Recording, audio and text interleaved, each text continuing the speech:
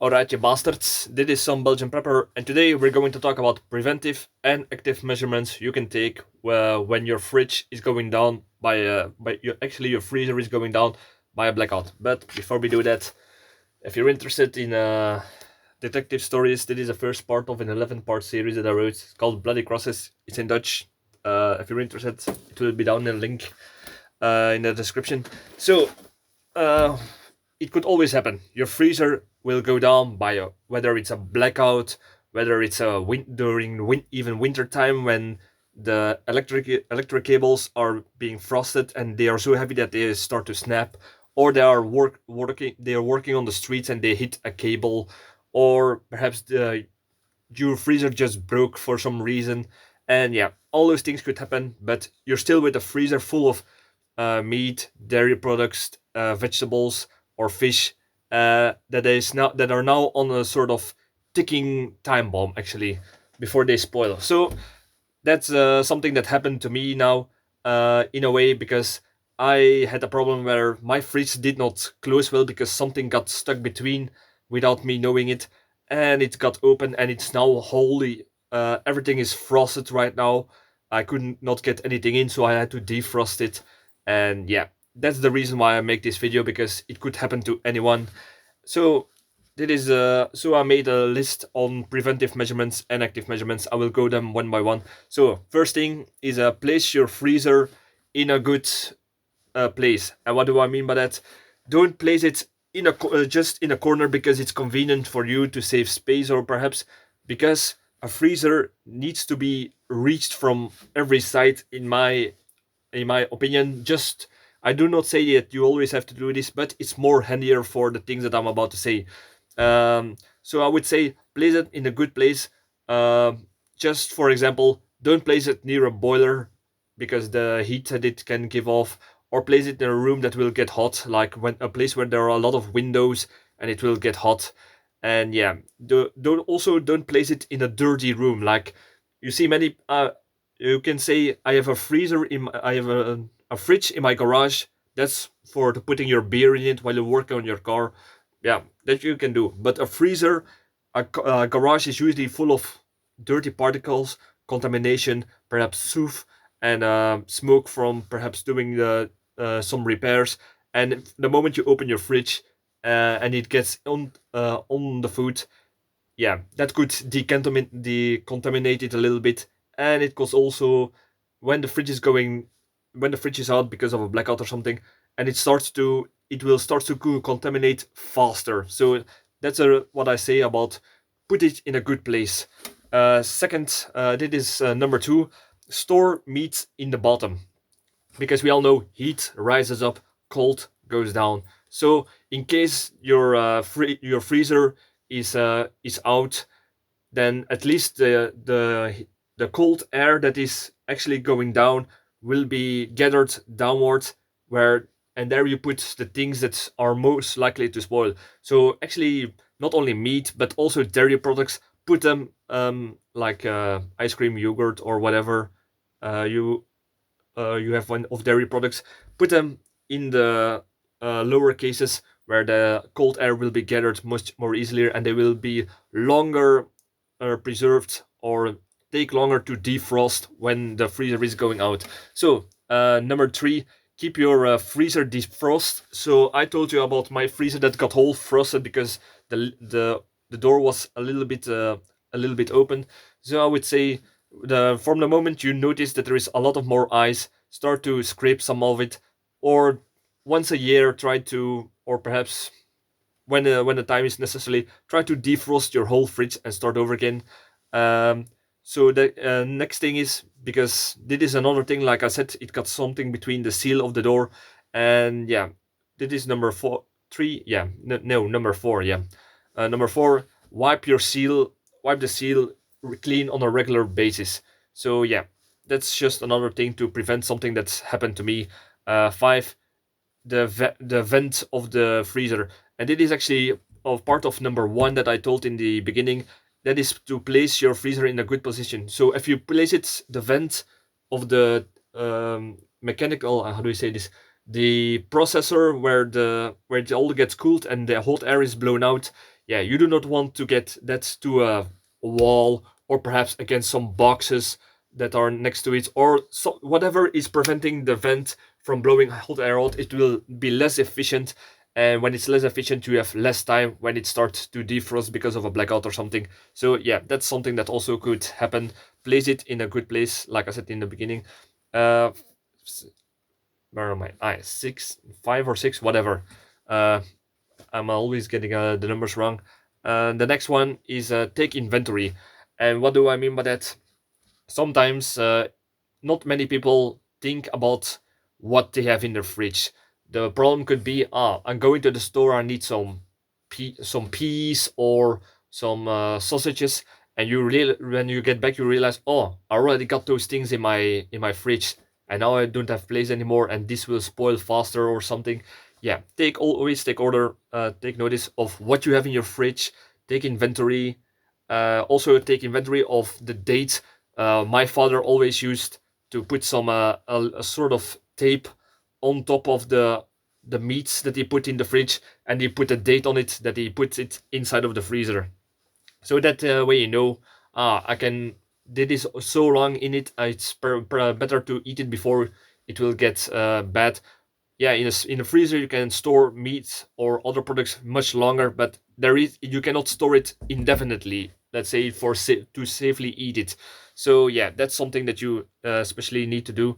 Or in what I also do is, when I have leftovers from the harvest, I freeze a part of the potatoes or the vegetables in my freezer, or some hardtacks, and yeah, I wrote a date on it in a, how do you say it, in a sealed vacuum bag, and that way I can store it for very long. But at least I will know, it will be good for like 84 months or something in this condition, and that way I know, yeah, really need to eat it now after perhaps 2 years of that. All right, next thing is, keep ice cubes in your freezer. And what's the point of that? Yeah, it's good for in drinks, yeah, sure, but there are actually, even if you do not use ice cubes that regularly, there is still some benefits from having those in your freezer. So if you have ice cubes in your freezer, it's more better for the efficiency, because when the ice cubes hold in some cold, and they radiate the cold off, if you catch my drift. So yeah, that's a little bit more efficient use. It's something that will hold more cold, and will take less electricity, and when the blackout is going out, there will be less, that that will take some of that will give off some more cold for a longer period, so you have more time to find a solution for your freezer that is running out, or for the contents that are inside of it. uh, the How do you say this? During a blackout, like, you also have a fresh water source. Yeah, it might sound stupid, but during a drought or something else, at least you have a certain portion of fresh drinking water inside of your fridge that you can use, even when there is a blackout. So yeah, that's not really necessarily in this continent, but it's just a small tip that you can do. Next thing is, place this is actually like the ice cubes, but when you have empty spaces inside of your fridge, like, you have here meat, you have ice cream, you have other dairy products, vegetables, and you have a small empty space inside of it. Most people would leave that open or wait till they can put something in. But in the meantime, I would say put a frozen water bottle. By the way, do not freeze a whole water bottle to the top, because it will start to expand and it will start to burst. So do not fill an entire bottle, so it has some room to expand. And you put that inside of the empty gap, and that will be more efficient use of the electricity. It will take in more cold, and during blackouts, like I said before, like with ice cubes, it will keep cold some longer inside of it. So yeah, that's also something that you can do with and you also have water, fresh water perhaps.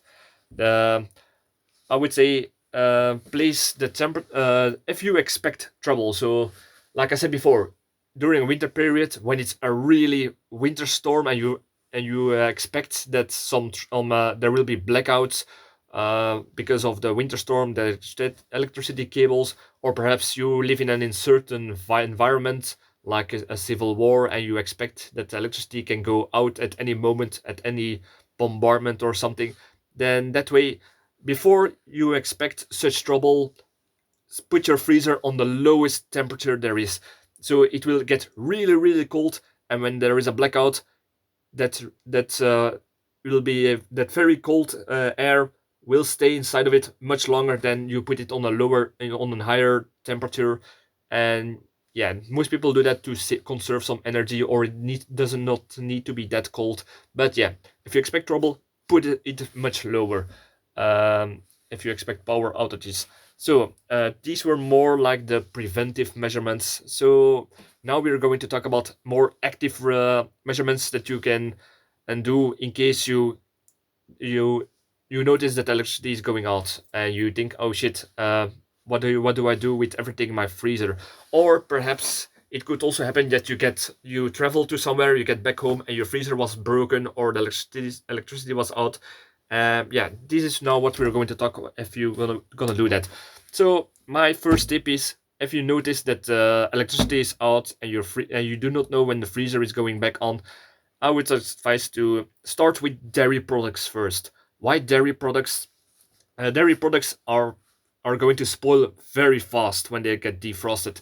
So yeah, like your yogurt, ice cream, and other products that contain dairy, those are the first thing you need to eat. Yeah, otherwise it's just going. It's just something that you need to throw away, and that's the same thing for the. In the second place, I would say it's the meat that you need to get rid of, and we're going to talk about that in a minute. And the next thing is, and it is very very important during a blackout, don't open your freezer unless you know what you're going to take out. There is a rule of thumb that if your freezer is when the power is out, you have roughly 84 hours to get it on freezing again, or when there are still ice crystals for still inside of it. But past those things, and by the way, this is on your own discretion, because some products, like I said, are going to be contaminate or spoil faster or when they get defrosted. But 84 hours is like a general rule of thumb, with very if you take the measurements that I told before. So yeah, so don't open a freezer. There are certain types of freezer that you need to watch out for. Many people have one of those freezer that are standing up, but yeah, if you open one of those, all the cold air just fall, like I said before, it goes down, falls right off the fridge, and you lose a lot of the cold air. So yeah, if you have a standing fridge and you are not sure what to take out, that's going to be a real problem. So yeah, and many people would say, oh, that's the reason why I got one of those laying down fridges. The air stays inside of it. There you have a in a less capacity, but there is a certain problem that also exists, and you open it while power is out, and you close it. But while you close it, you put some hot air and you push it inside of the fridge, and that way you also lose cold. So yeah, that's something that you need to be aware of. So if you're going to get something out of it, I would say, like I said before, know the inventory of your fridge, open it as little as possible, get out as fast what you want. Do not open it and think from, what do I want to eat today? No, you open it, it's as close as possible, take out, and you close it again as fast as possible. Yeah, and then you have more use of the cold air that is still inside of it. Um, the next thing you can do is insulate your fridge, your freezer. You can put some blankets around it, but don't put a blanket. Yeah, it's not really necessary, but in case there is some hot air from the engine compartment that will do the cooling system, put it around the fridge. Perhaps one of those Mylar blankets, so those emergency blankets, put it around it. So even when there is a minimal loss of cold, it will be contained inside of the blanket. So it's not really that big of a difference, but in this case, every small thing will help. And next thing is especially during winter. If it's winter time and your fridge is going out because of a power outage and you do not know when it's going back on, you can take a preventive measurement by taking your continents. And I do say this: only do this when it's snowing and it's really freezing temperature outside, everything about freezing, or at, oh, I need to sneeze. No. So everything around freezing temperature you can store outside in the snow for a certain temporary moment. But by the way, do not put just your footwear outside in the snow.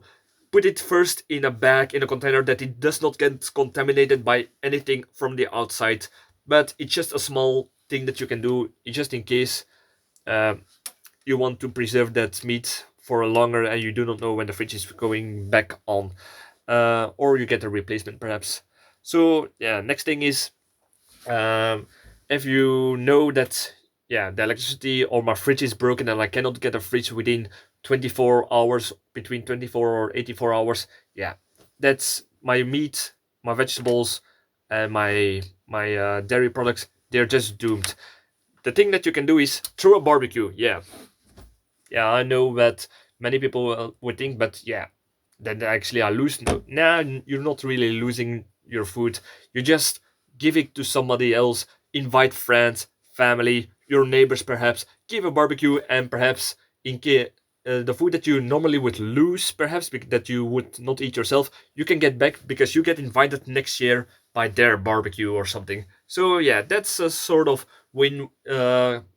Something to keep a little bit of the cost in an investment. Yeah, a sort of social investment. But yeah, you know what I mean. That you do not waste your food. That you can make other people happy, and that's what's life about. Uh, Next thing is use preservation techniques. If you know, I will not be able to find a freezer, or it will not running again for so long, I will lose this. You can use other preservation techniques, especially for meats. You can, or vegetables. You can, but not dairy products, by the way. You can dry the meat and the vegetables, smoke it. Uh, you can can it, pickle it.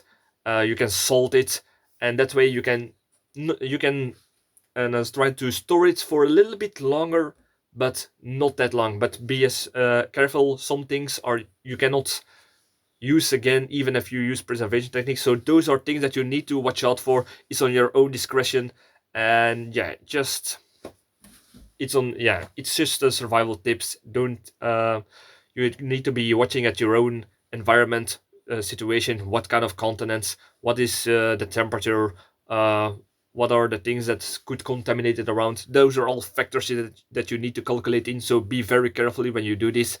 uh, Next thing is, if you return from home, like I said before, you went to holiday, you visit some family in very far away, you get back home and you notice, oh shit, the freezer is out, and you do not have an exact time that the thing went out. Don't eat it, don't try it, because there is a high likely chance that the food is spoiled, contaminated, or not edible anymore. So you cannot even give it away to anyone else. So I would say throw it on a compost heap, give it to your chickens perhaps. But yeah, that's the least use you can actually do with it. Uh, it's not that much, but it's at least something. And yeah, it's just a loss, but could happen to anyone. And yeah, I think I talked about most points here. So if you got any other points that you can use in case of a preventive or an active measurement when your freezer is running out, yeah, there's perhaps one more point that I can think of, and that is, bring your frozen food to somebody else's fridge, and hopefully and hope they have place on it, still have place in it, so they can store it for you for a certain period of time till you got your freezer back on. So yeah, that's something that you can do, and hopefully you are good friends or neighbors, or you can do it with your parents' house, or your father or mother-in-law perhaps. Yeah. So yeah, if you get any other tips, just leave it in the comments, and I'll always eager to learn. Subscribe, like, all that good stuff, and I would say thank you for watching, and see you in the next video.